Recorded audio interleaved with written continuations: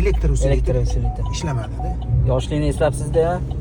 Mahkam o'sha kuchma ishlashdan oldi. Spark avtomobili, avtomat korobka, bularda bo'layotgan muammo. Rulli chiroqlari yonib qolgan. Ashibki beryapti. Miyaga. Rulimiz og'irlashib qolgan. Hozir buni rulovoy miyalarini yechib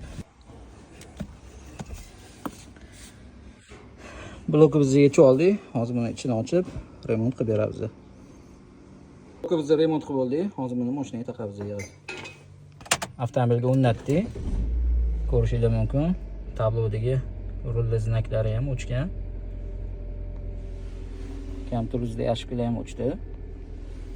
Boyagi holatda Jigulining ruliga o'xshab og'ir bo'lib qolgan edi. Hozir bitta barmoqda burilyapti.